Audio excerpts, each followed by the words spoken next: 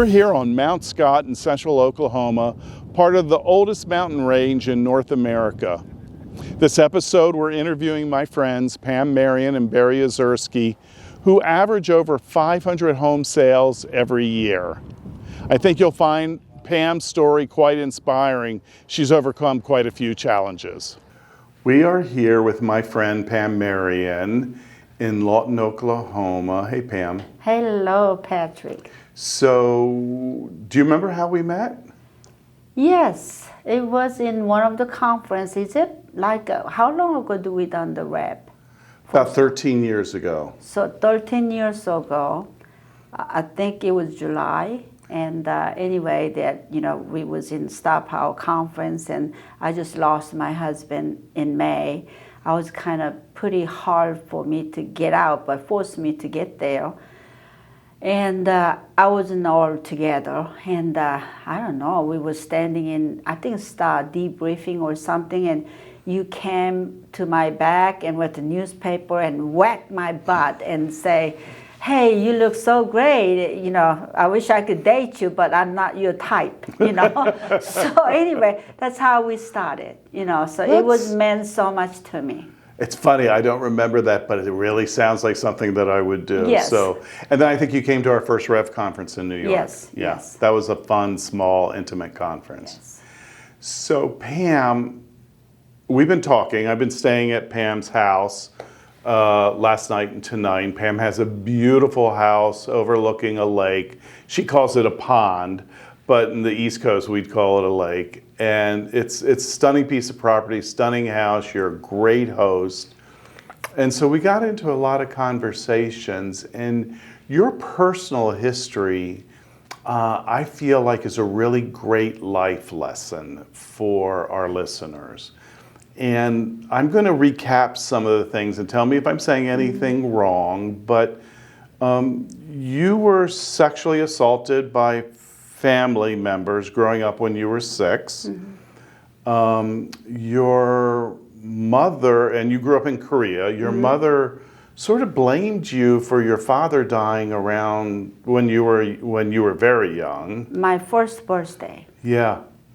And that she even tried to kill you, putting you out in the snow when you were 3. Mm-hmm. So you had this upbringing of feeling often not loved and often not worthy. Mm-hmm. Do you think that's accurate? Yes, yes. And we're going to jump through a lot of things, but you ended up coming to America and not speaking a lot of English at the time. You ended up getting married to a serviceman. That's how you ended up eventually here in Lawton, because there's Fort Sill here. And that, I feel like that quality of feeling less than and feeling not loved, you turned that into one of your greatest strengths of basically, I'll show you, and that I am worthwhile. Mm-hmm. And you've become this amazing, as we're going to be talking to Barry later, he said you're the best salesperson he's ever met. And I've met some really good salespeople. So what's your feelings about what I'm saying is that some of the biggest trauma in your life has really been the reason for your success, or one of the reasons? I think probably that's pretty accurate. I feel like that what I went through childhood, and I think that made me feel not whole, something lesser, maybe damaged. I'm not good enough. And I struggled through a little bit for probably until my mid-20s or maybe early as maybe late 20s. And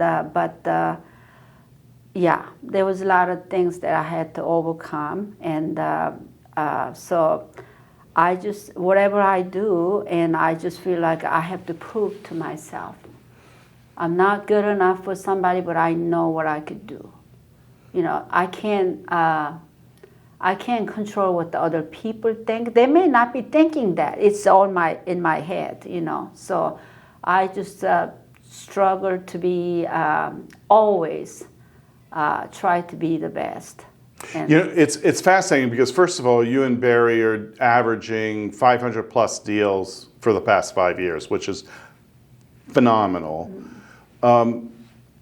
But you've taken this situation that turns a lot of people into a victim. And you've taken that and said, no, let's see how this can help me achieve my life goals. And I think you've been amazing at that, and you inspire me with it. you know what? One of the reasons is really, like I said, I struggle a lot. I still have subconsciously, I have to keep talking to myself. No, you're not her. You are better than that. You don't need to be bondage to that. I think biggest thing that changed in transforming my thoughts and where I am today is I surrendered my life to the Lord. And it was 1984, one November, Wednesday evening. I was in Chicago. Circumstances wasn't that, pleasant at that time. But then, that's where I turned it over to the Lord. And my relationship, surrender my life to the Lord. That's where it become who I am today, made it different. There's nothing changed the circumstances, but I know. Your mind changed and your heart changed. My heart was that I know I wasn't the same person.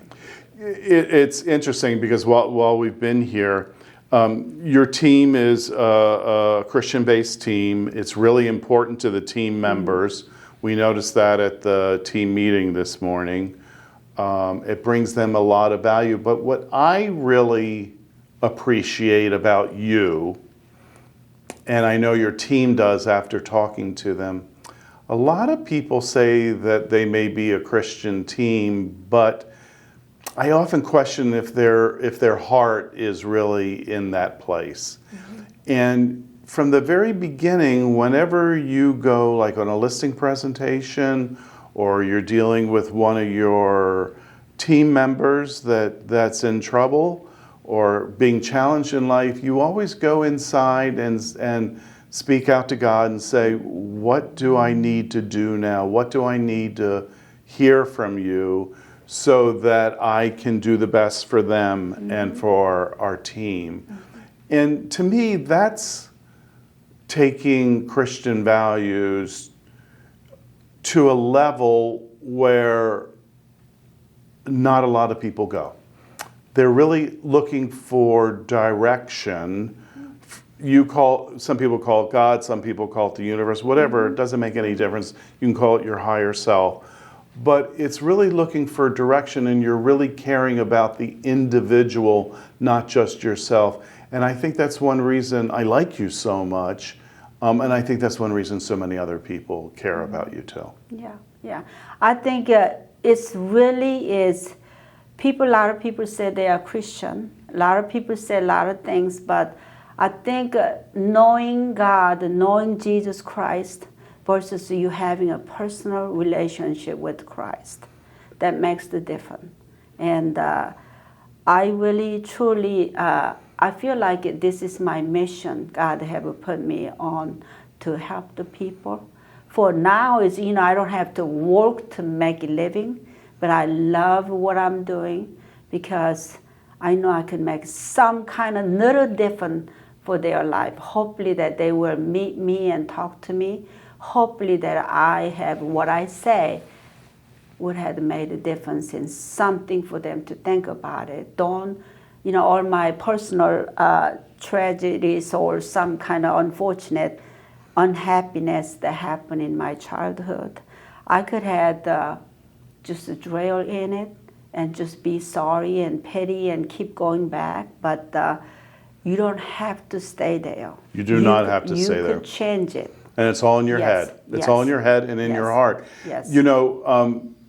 I'm a very spiritual person. I'm not a Christian. I have studied Christianity and Judaism and Buddhism and Hinduism quite a bit. I can't say I've done much Muslim stuff because it's just not, I haven't found it accessible.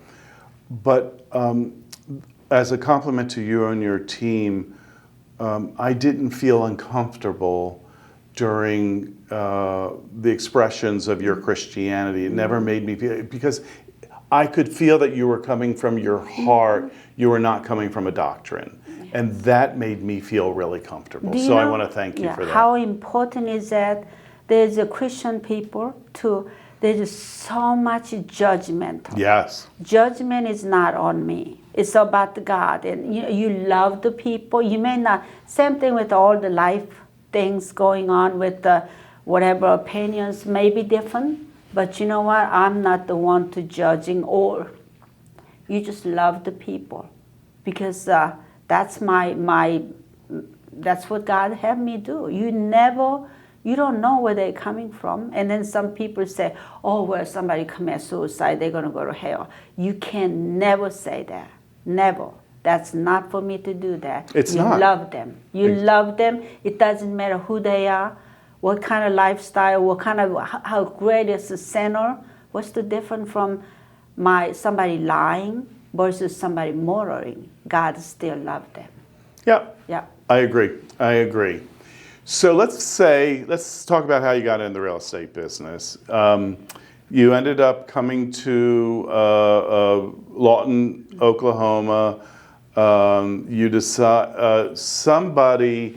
a friend of yours was in real estate and said that you should try it, and you were like, I don't know if I can do it, but you did, and you were a crackerjack. Within 2 years, you were doing what, 70 deals a year or something? Yes. And how long did it take before you were number one in Lawton, Oklahoma? Well, I think I was number one. I think probably more transactions, probably more than anybody, probably take about 4 or 5 years to do that. Into the thing? Yes. That was really quick. Yes. Why do you think you told me a story about how you actually took people out. What do you think was the reason that you skyrocketed so quickly with your success that other brokers weren't doing? I think first is I still give God a credit because I pray every day, every situation, every morning, ask God to give me a wisdom. What do I need to do today?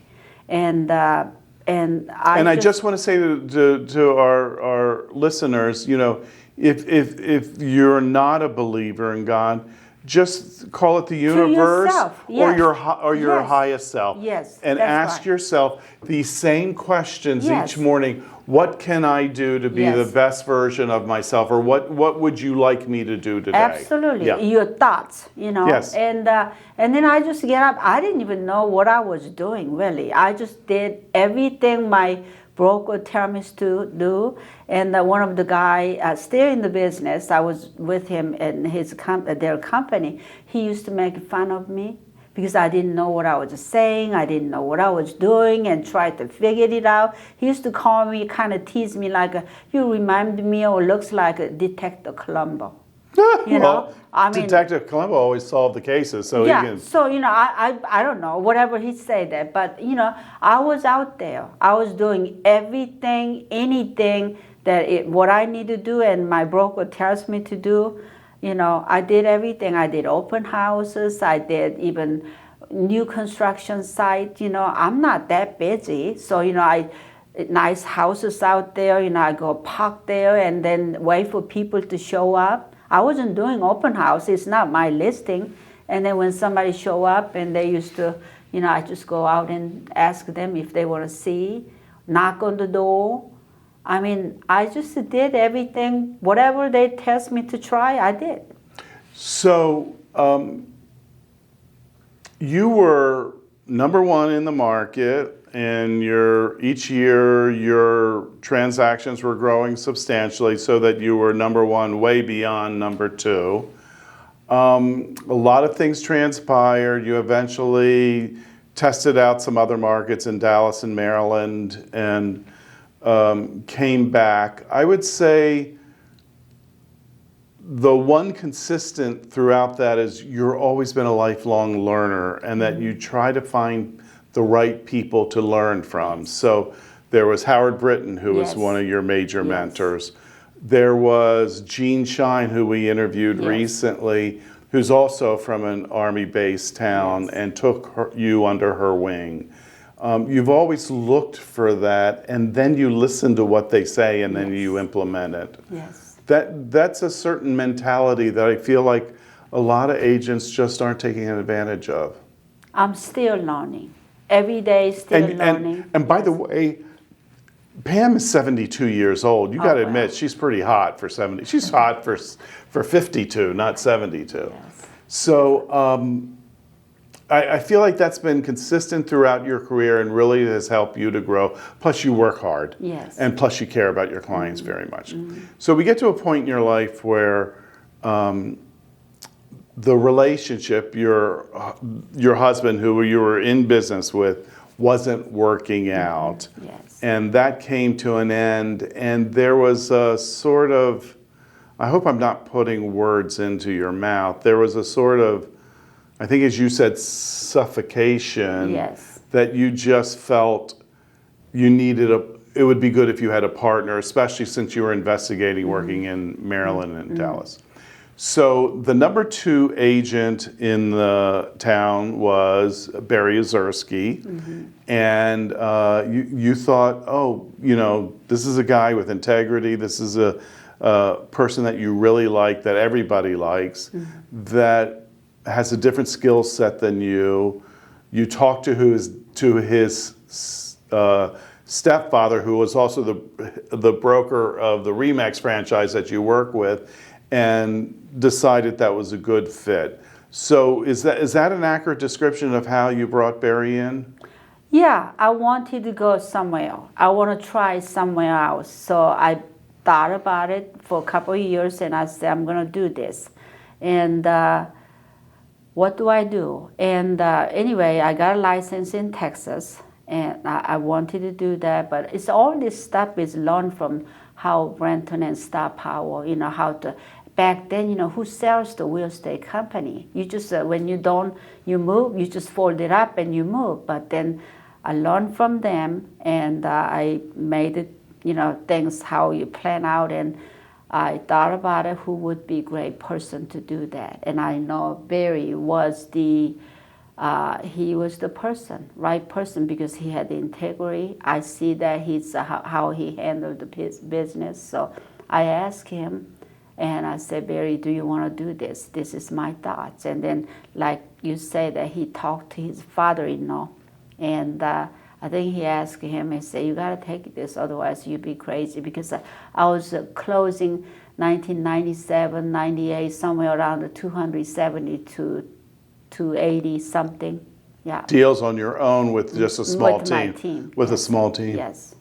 Well, now's a good time to bring in Barry, don't you think? Yes, yes. Okay.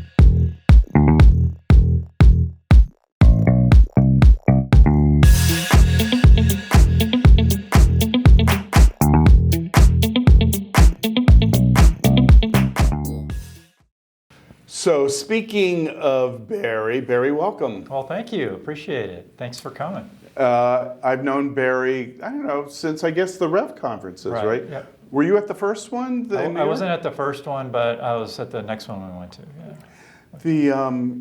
Yeah. It's interesting. So your background was actually journalism. You went to Mizzou for, I did. which is a great journalism school. You worked your way up through that industry and then decided, well, that's enough of this.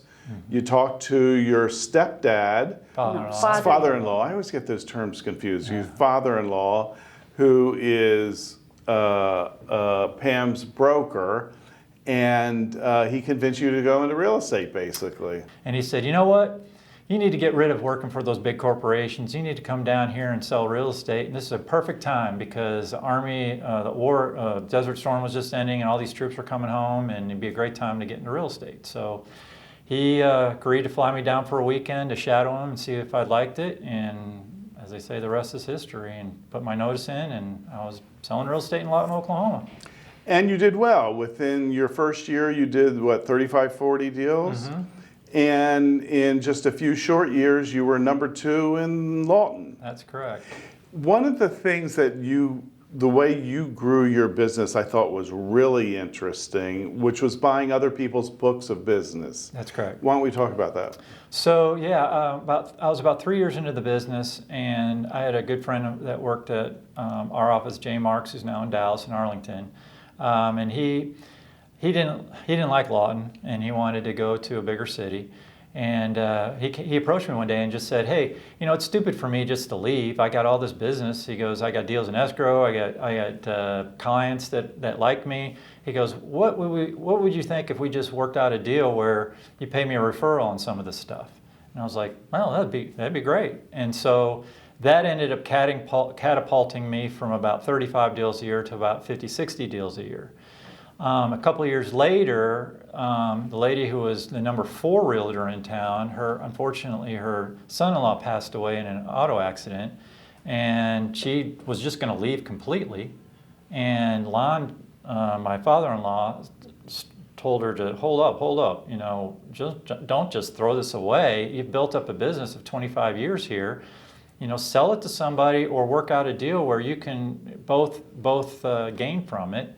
And so we worked out a similar deal that I had just gone through with Jay, and she actually had a small team. I only had an assistant at that time, and so I took over her small team, and that got me up to about 100, 110 transactions a year. And what's fascinating about that is for looking for a way to grow your business, if you targeted people that you know, brokers that you know, or agents that you know that are getting on in their careers, this is a great way to have a win-win scenario for both parties and to really grow your business in a pretty quick fashion. So now you're number 2, Pam's way up at number 1, and then Pam reaches out to you and says, why don't we work together? What went through your mind?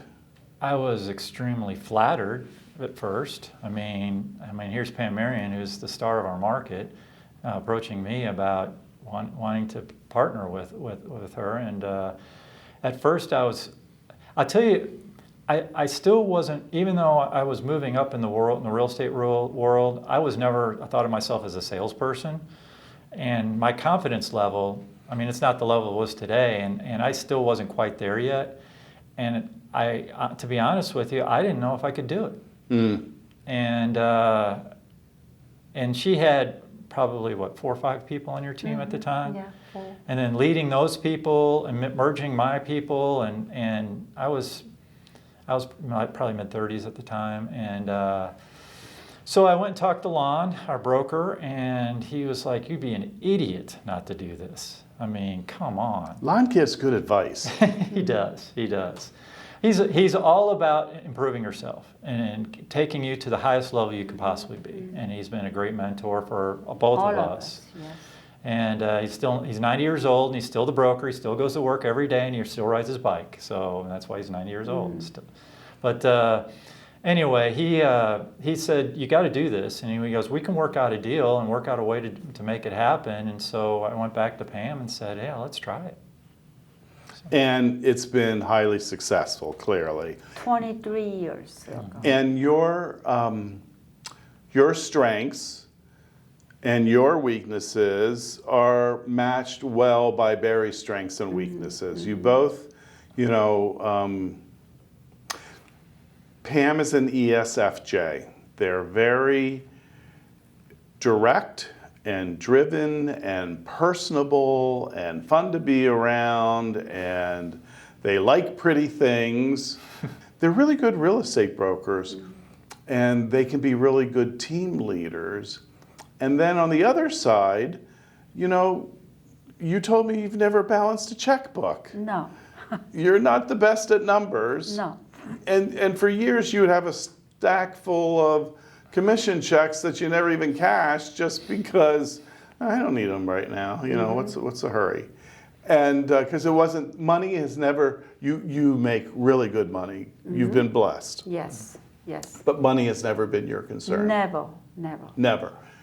Barry is really good at numbers, and he likes to look at numbers, and he's really good with people in a way that's very different from the way that Pam's good with people. I would imagine on your team there's sometimes people would rather come talk to Barry than to Pam and vice versa. Would you say that's accurate? We had a hard time at certain In times. the beginning. Yes. So you know what I did? They all go to Barry because when they come to me, I'm like black and white. My guideline is this. You don't even have to come and ask me because I don't really understand why they don't know what is the guideline. But they go to talk to him because he was softy, and then it tried to. So you know what I did? Finally I told Barry, tell them do not come and talk to just one of us. You're wasting our time. He have to talk to me. I have to talk to him. So just talk to together, right? Yep. So from then on, anytime somebody came to one of us, we said, "Oh, we got to set up a time for both of us to be there, and we'll both talk to you." So, I'm going to bring up a little difficult subject for a couple of things that'll trickle through this thing. So one of the things I do is I privately talk to your team about why they love working for you, why they stay there, what they like, what they think your strengths are, and your team loves you. Your team they think of themselves as a family. They feel like the two of you are extremely loyal people, and they feel like it's easy to give that back to you. They love that it's a Christian-based team. They think that you're two of the best marketers in the world, and we'll get into that in a little while. So I also asked them, so what are some things that you think the team could get better at? What are some things that we could improve? And one of the things that came up was when they have a problem and they want to discuss it with you, they find that you two are a little quick with them, and they feel like they would have liked to have gone into greater detail with them, and so that they don't feel so rushed through the decision-making process. And I suspect, as a coach, I'm just talking to you as a coach, I think that for some of I don't think this is everybody on your team, but I think you have to look at their personality type and see who needs more time. So like D's and I's on the disc profile will need less time, but S's and C's are going to need more time to talk through things. And I just wanted to make you aware of that because as we all want to improve. And as great as you guys are, we all have things that we can get better at. That's right. Absolutely. Yes. Does that surprise you at all, or does that seem to make sense, or No, what? I think it makes sense. Sometimes we are so busy, and we need to be more aware of it and be kind of talk to them and listen to them. And I think we are busy, and then I don't know, especially Barry is. I think you're more busier than I am. So I'm involved in a million things. Yeah, community, so many activities, and I like doing it because I want to see this community grow, and I think it has a lot of potential. Do you have a personal assistant? No. Not really. We have our office manager is one, and then we have another wonderful person, Loretta, that was with me before Pam. She's the blondish-haired woman. Right, yeah, we talked earlier today. And she handles we do REO, a lot of REO stuff, and she's like the REO guru. And but she also, if I need something, she's always there to help. So she's probably the closest thing that I would have to that. Okay, I'm going to interrupt you. Okay. If you're overworked and you're spread thin, it's time to get somebody to help you out. So I would really strongly suggest you consider bringing on, even if it's a part-time person. Or We can't do it. no, why not? No, I tried to have assistant too, and it just no. There's no way that it's not gonna happen Okay, why? because it's Well- not gonna happen. We try. Okay. The hardest thing either one of us has, and I'm sure this is the same for a lot of people, is letting go. And what to Yes, let go. it is. I agree. I agree. And what to let go. And of course, one of the things about having a team is that you give the income producing things to other people to allow Correct. you to do the more income producing things. Absolutely. So the challenge that I have is that I think helping in the community and being on these boards and It's so very forth, important. it does bring in, because I do get a lot of high-end buyers and sellers Sure. from that, but that's not the reason I do it. But it's also good for the community. Yes. It's a win-win scenario. It is, but it's still, I don't want to lose the touch. I'm not asking you to give that up. I'm not asking you to give that up. When you empower other people, think of it from a spiritual or even a Christian background if you want to. When you empower other people, you're helping to improve their life. So by stepping back a little bit of controlling everything allows them to be the fullest version of themselves, which can be part of your mission statement too.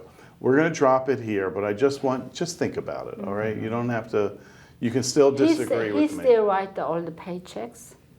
He still balance the QuickBook. You do I do whatever all it the is. books. All this stuff. He can't. Do you enjoy that portion? I do. Okay. So it's okay. Yes. It's okay. I've said with all my coaching clients, it's okay if you're doing work that you really enjoy doing. If it energizes you, if it makes you happy, continue doing it. We want to look at the things that are not making you happy, that are not really, that could be shifted to somebody that they enjoy doing. Well, it just gives me some peace and comfort knowing at any given moment, I know exactly where all our accounts are. Continue doing that. I don't want you to back away from that. I want you to do stuff that makes you happy. That's one of my biggest things all the time. I just want you to consider it. All right? Sure. All right. That's all. And then we'll drop this. This is not going to happen. I tried to pay for lunch today when we went out to lunch. And Pam said, that's not going to happen. And I go, yes, it is. You can pay for dinner and I'll pay for lunch. No, it's not going to happen. This is my town. I invited you here. So, all right. So we're talking about how your two personalities and skill sets differ, and it's worked out really well. I think we've said you've never really had a fight.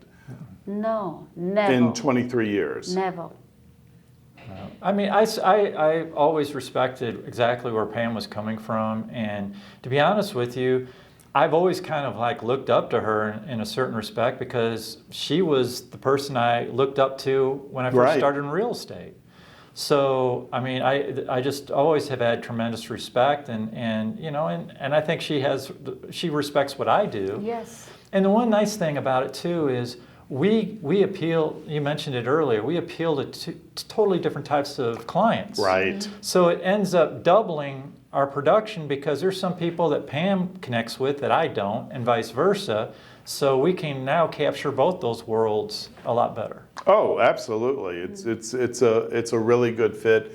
And I love the way you listened to your heart when you wanted to bring Barry in, because you were being sort of directed Yes. that what was going to be better for everybody involved, which is awesome.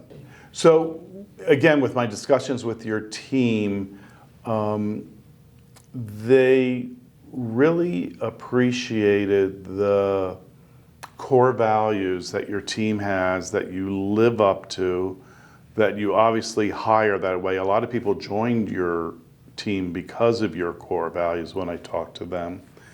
And it seems like you have been really good in creating the core values and building this sense of family.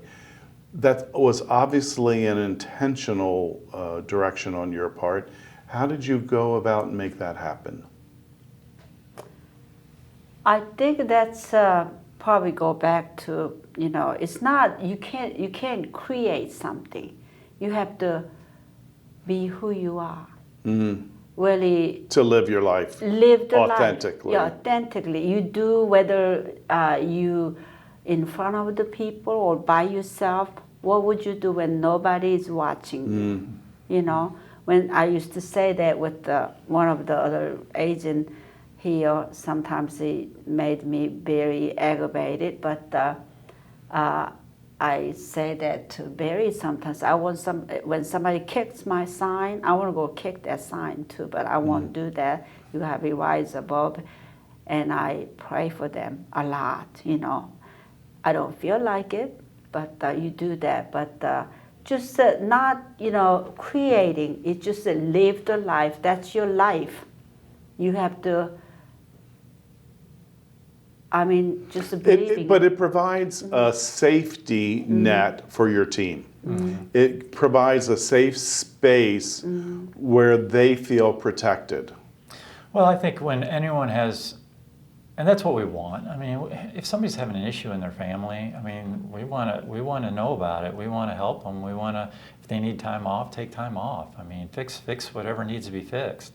Can you imagine if more businesses took that attitude?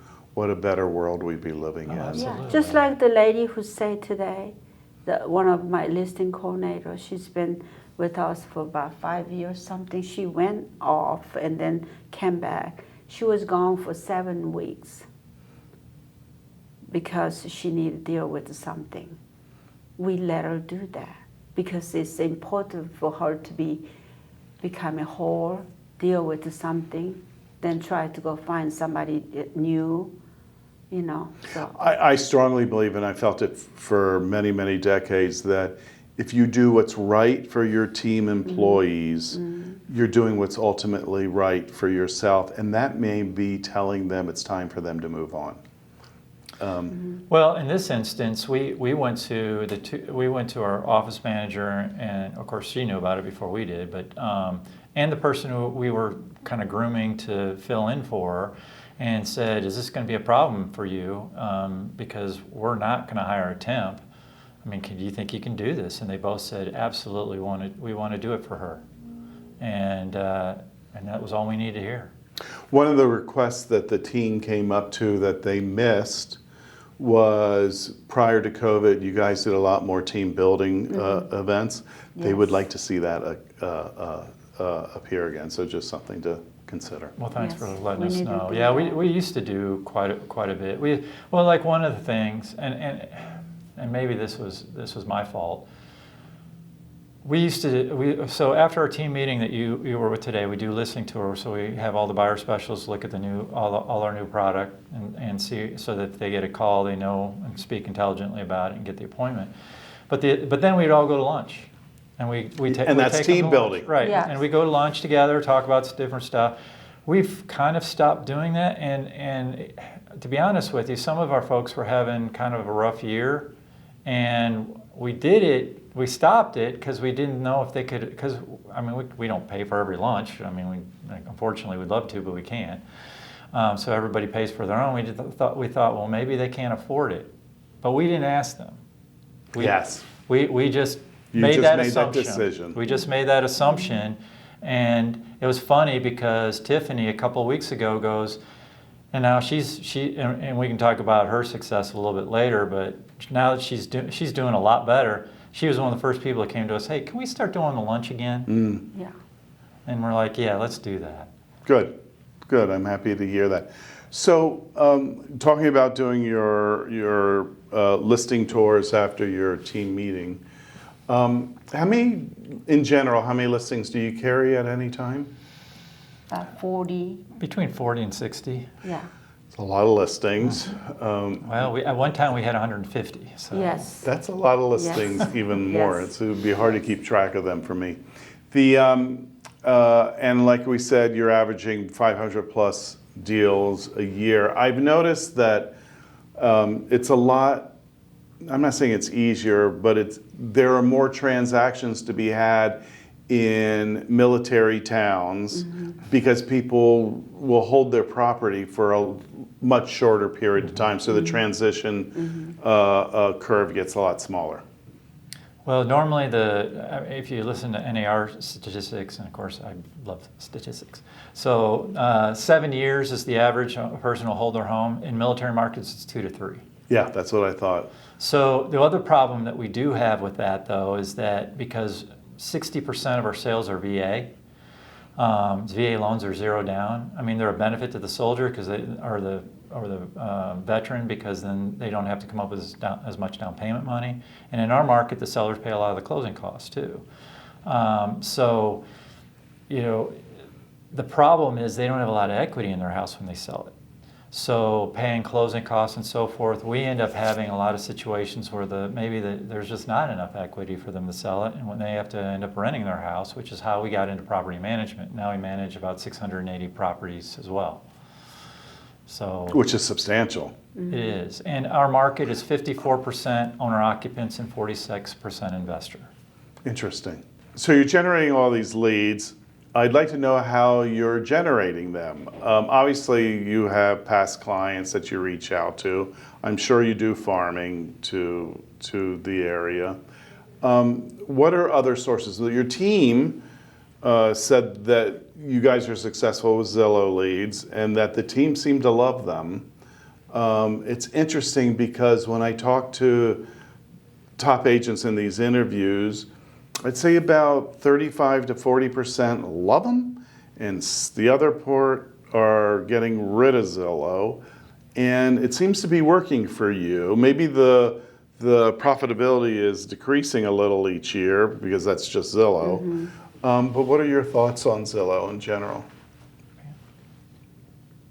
I think it's costing too much money. Every phone call comes in, $420 somewhere. And then some of the people, some months, they answer 11 calls, but then they never convert it. So that's a lot of money. So I really think Have you that been it's able to not do the good. number? I don't think I like it, but Our ROI is dropping on it. Mm-hmm. We used to get a 4-to-1 return, now it's 2-to-1. I mean, so it's still okay, but it's not what it once was. And I'll tell you the hardest thing is... And because Zillow has one of the Army towns are more likely to use Zillow than non-Army towns. Is that accurate? I saw a stat that nationally Zillow still has about a 58% market share of all the portals. And in military towns, that is up to close to 80. That's substantial. It is, and I hate it. I mean, we hate it because they're taking it's an unfair platform because they're taking our listings and they're peddling the leads to other people that aren't us, and there's no way that we can stop that. And so what we have to do is convince our people to control the controllables. Right. So we can't control the interest rates, we can't control the inventory, we can't even control how people react to things. But what we can control is we can control the quality of the conversations that we have with people, we can control with how many people they talk to per day, and we can control the mindset that they have going into everything. And here's the problem. And are you guys tracking the number of calls they're doing per and day? we're listening to them. yes. Oh, really? Yeah, we you can listen go in to the their back door of conversation. Zillow and listen to their phone calls. Oh, that's nice. So, and we've done that. And that's how you can train people, too. Exactly. And so we want people to, and it sounds stupid sometimes, but to learn scripts and dialogues. I mean, Who on your team is actually listening to their telephone conversations? Kimberly was probably the first. Kimberly was And Kimberly's role is? She's a buyer specialist. Okay. So Kimberly started with us about 10 years ago. She was a Delta Delta Airlines ticket manager. Her husband brought her here, and she ended up just kind of falling into real estate, but she had a confidence problem and really struggled for about the first 2-3 years. We worked with her hard, and all of a sudden something clicked, and she became our top producer. And last year she did 70 transactions, but she actually asked for the tapes of her conversations. How did you know to stick with her during the lean years? I mean, there must have been something about her that you believed in her. And how do you know how long to stick with somebody before you move on?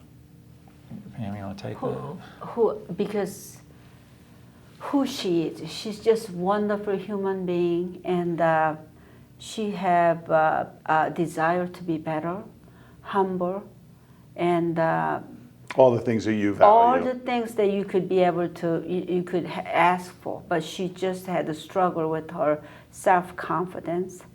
And literally, I started kind of taking to her to Remax convention. She shared my room with her. I don't really share the room with the people that well, but I do. And then take it to the Bob Corcoran, whatever bio university and things like that, and have her taking her to all this, chamber functions and all this out thing, and she didn't even know how to use the fork and write and this, and I keep saying that you needed this, you could do this, you are great, you are great. You know what? That's why, just like watering, nurturing, just to believe in them. And But it was made the difference. so I'm assuming that the person that you would give up on wouldn't have some of the traits that you really value, like That's wanting to right. learn, being humble, Yes. reaching out, showing some initiative. If they didn't have it, if this person, she didn't have that, I have some of them. I'm going to tell you, I'm just checked out. I keep talking to them, and then now as I'm done with it, I keep telling him that we need to work on it. So that's why when I talk to the people, I say, be glad that I'm talking to you. When I stop talking to you, that's when you need to worry about it. Yeah, I'm the same way. What are some other sources of how you generate leads? Well, how we really took off in the 2000s was TV. So Listen to this. This is amazing. Yeah, it really is. They're in such a small marketplace. You had ad placements for $1 a placement. So we had a cable system and everybody had it. They had 70% saturation in the homes in this town, and so they offered to buy spots within like CNN, different like Fox, cable CNN, TV shows, HGTV. and they would sell them for $1 to $1.50 a spot.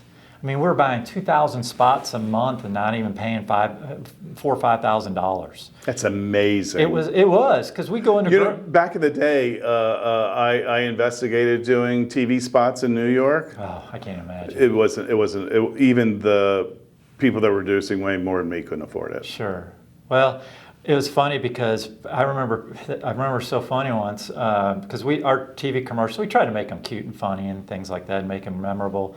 And one time we had a couple little kids dressed up as us, Yeah. and doing the same lines. Oh, we that's did. funny. Yeah. Yeah, and it was really cute.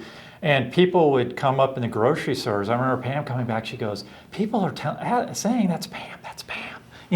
She could hear him behind her back. It's like now Pam's a TV star. And that's kind of how we got our name. And it started with TV. We also did big full-page ads in the newspaper. And do you still do that? We don't. They're just not. The ads and the TV became less and less effective. Well, and it's funny. It's just like billboards. We just started doing billboards again, but we were off probably 5 or 6 years. But people goes, "Oh yeah, I saw your billboard," and we hadn't been on a billboard in 4 years. So obviously you're looking at numbers to determine what's effective. What's effective for you right now? So right now, it's going back to the basics. I've heard that across the board. Because I can't. Farming, direct mail, and picking up the phone. Exactly. That's what we're doing. We can't control Zillow. We can't control the portals, Google, whatever. I mean, yes, we have to have a presence there, and yes, we have to have a good reviews, and we do make it a point to get as many good reviews as we can so that we can have a high Google rating and so forth. But it's still going back to, like you said, we do direct mail. We do a newsletter every quarter that updates the market and also has a little bit of tidbits, maybe, because one of the nice things that I do here when I'm on some of these boards is I hear about stuff before other people do. And if I get permission, I'll kind of throw out a little tidbit or two in the newsletters of things that are going to happen that nobody else knew. And so now people are like going, "Hey, when are you getting out the next one?" That type of thing. And we've been selling so many houses. I mean, we've got over 15 almost 15,000 yeah. homes we've sold. And just to work the database from that. Right. Especially when the turnover is every 2.5 to 3 years. Yeah. And then, you know what, going back to basic, is like marketing, newsletter, all that stuff, but going back to basic, taking care of the past client. That's the huge thing. That's very important. We do a lots of business with the past clients. We have a really big client party we do around Christmas time, and we actually let our team pick the charity, and we donate usually it's our 300 or 400 transaction, whatever that number is. It could be $10,000, it could be $1,000, whatever that number is. That's what we give out, and we bring whatever charity our team picked. We bring them to the event, and we hand it out to them, and we let everybody know, and it's kind of like, this is our charity this year, so we'd appreciate it if you guys could help them out too. The other thing that your team said you do exceedingly well is marketing. And we've discussed that somewhat. You were the first people here to have a moving van, which is hysterical because there's a picture of Barry and Pam on one of your moving trucks, because you have multiple moving trucks, where Barry is obviously very, very tall and Pam is obviously not. It's a pretty funny image. But from what I understand, you were selling, before you even joined Barry, you were really good at marketing prior to that you were selling Pam. Yes. That was the product, was Pam. Yes. Because, like I said, I met Howard Brenton earlier, I don't know, one of the RE/MAX regional conference, and then I went to Star Power conference. And I was like a sponge. I was blown out, I said, oh my gosh, these people do this, And I learned everything from them, and I brought their ideas to the home, and I was kind of scared to do anything. But then, like I said, Sam Miller, one day I think that month he had the tape out, and I was just listening and looking through the brochure. I said, I'm going to do something about it. So I learned from all this stuff. What was the first thing you did from the Sam Miller tape? Do you remember? Well, after that, it was other people. I don't know who was doing it. First ad I run on the newspaper is a black and white. I think, how big is this? 4x6. Yeah, something like that, black and white. I was carrying one of the stars that I saw from somebody. Run, Pam, see Pam, run, Pam. With the real estate sign? Yes. That's and funny. It didn't even make it, I don't even know. So, people would make fun of me. Some of the especially realtors say, is she all right? What is she doing? But outstanding in your field. Outstanding in the field. Everything I brought. Standing in the field, right? Uh-huh. Yeah. Okay. And, I didn't even change any wording, just put my picture on it. And then so I was marketing me. I'm the product. So I want to market me, and just like a Walmart or something, you go in there, you can sell something. Which is classic ESFJ, let me tell you. Which is classic ESFJ. We knew right away, both Rob and I, that you were an ESFJ. You just reek of an ESFJ. It's why you're so good at marketing. It's why you're good at a boss. It's you. We had a harder time with you, Barry, because you were answering the questions to determine your MBTI as you either thought you should be, or you would like to be, or sometimes what you have to do to be effective in your job, even though that's not who you are at the core. Right. And we end up getting the wrong responses. And then we finally, through a series of questions, we were able to determine that you're most likely an ISTP, somebody who, is good with people, who's caring, who's thoughtful, who's great with numbers, who likes looking at that things. So as Pam's ESFJ has made her the perfect foil to be a team leader and to focus on marketing, for example, what do you feel like your MBTI brings to the overall team? Well, I hope that I can be somebody that they can learn from, and they feel comfortable coming and talking to me. and hopefully I can give them good advice, sound advice to get them to the next level. I mean, we work together so well, though. I mean, it's funny, over the years, I was not I didn't have any D in me at all. I mean, I was not a direct person. D as in a disc profile. In the disc profile, yeah. So Pam probably didn't have as much S. Over the years of being together, we've kind of brought each other more toward the middle. Right. And now somebody that may not have gone to Pam 20 years ago don't feel bad about going to Pam now. I mean, they're fine with that, or vice versa. And I think that's really helped a lot too. And it's helped our team grow. It's helped us grow.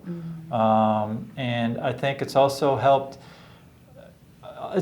us in what we do as far as taking listings and things like that, because I can go into one of Pam's clients and be able to handle it very well coming from where Pam's coming from, and she can probably do the same thing with one of mine, whereas probably 15 years ago we couldn't have done it like that. That makes sense. That makes sense.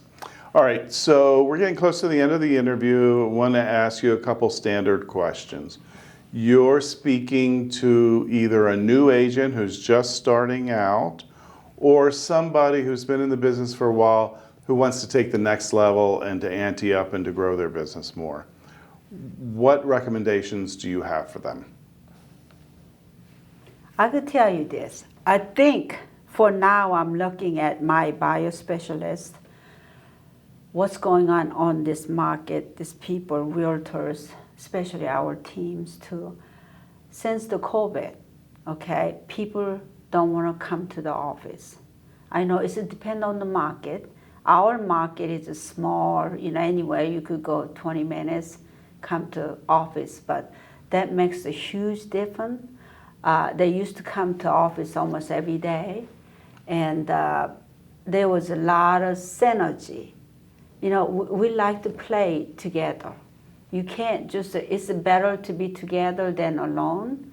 And when they are in the office, they learn from people, there's a synergy, and then, when you wake up in the morning, you go to, have a thinking cap to today is going to be working day. Treat this as a job. Also, you got to be enjoy, but still. So you wake up in the morning, just get ready, even you feel like it or not. And you're setting your working. intentions. That's right. And then, you know what? Come to the office. And then, so I tell the people, yeah, you could take the call from anywhere. We transfer the calls to our people when they're not here. But, what are you doing there? You could be in the grocery store, you could be with the kids, and you could be out in the yard. I think it's very important. Treat this like a job. And come to work. Yes, Yeah, if you're a come to work. professional, of course you should treat it like a job. When you're at the office, when the people comes in, you are right there, ready to be answer any questions they need to be answered. So I think it would make a big difference. And Barry, what suggestion would you give to people who wanted to grow their business? I think you need to be intentional in everything you do. I mean, I think you need to have a plan. I think you need to have systems. I think you need to figure out how you're going to get from here to here. Learn from other people. Learn from folks like you. Learn from Star Power. Learn from anybody you can. You don't have to recreate the wheel. I mean, there's a lot of people doing some neat things in other places, and that's how Pam and I have learned. Mm-hmm. Yeah, and I would say pay some money that you'll get the benefits from. So whether it's going to a conference, whether it's a coach, whether it's some sort of online system, yeah. whether it's just listening to YouTube videos, pay some money, put some money out, and see what the results are. Because everybody I talk to, that always is an effective means of growing your business. The other thing that I would say from my perspective, as soon as you can afford it, hire an assistant to do the non-dollar productive behaviors, because those are the things that really allow you to grow a lot when you can focus on what really is productive. And maybe that's just a part-time person, and maybe that's just a high school student or a college kid. But hire somebody as soon as you can. And you did that. You did that when you started your career, didn't you? Hired an assistant pretty quickly. Yes, And I think you did too, Barry. Yeah, I know my shortcomings. I know what I can, what I'm not good at. So I think about a year into business, I hired a part-time assistant that got me to almost double. And then I hired another assistant full-time that made me to double the transaction and make me to different level of handling the business. Yeah, that's a classic story. Yes. All right, we're going to end with this. What brings you joy? What brings joy? I think coming to office and see, my people, and more than anything, brings me joy, is that I made a difference in people's life. It's not about the buyers and sellers. It's not about the real estate. That I've been with the people who needed me. It's never about the real estate. Which is part of your mission. Yeah. Barry, what brings you joy? Making someplace better afterwards than what it was when I first got there. That goes for the community. That's a very ISTP statement. Okay, thank you very much. No, I mean, this is our town, and unfortunately, Army towns get a bad rap sometimes because there's a lot of transitory people, and people say they don't care about the town as much as. But I've met some of the best people I've ever met in my life in this place, and I tell people I grew up in Chicago. And people are like, don't you want to go back to Chicago where there's a lot more stuff to do? I said, no, because I love the people here. The people are great. I want to see this town get better. I want to add stuff to it so that the people who do come here love it like I do. And the thing about it is I talk to people on Fort Sill all the time, leadership and so forth, and they say, this town is totally different from when I was here for basic training back 25, 30 years ago. And that's what brings me joy. It's great to hear that this place is better now than it was and ago. You've been an integral part of that. I'd like to think so. I mean, no, it's not just it me. may be a small integral part, but still. I'd like to do whatever I can to do that. I mean, it's same for the people who work for us. I mean, I want them to be successful, have good families, and have a good life. And that's why we're here. Well, thank you both for having us in your home, Pam, for entertaining us, and we've had a really nice time and enjoyed spending with you both and getting to know you both better. So thank you. Thank you so much. Well, we appreciate you. Yes. Thank you so much, Patrick. I really enjoyed spending time with Pam and Barry. I hope you enjoyed the content. As always, please like and subscribe, and we'll see you next month on the next episode of America's Top Agents.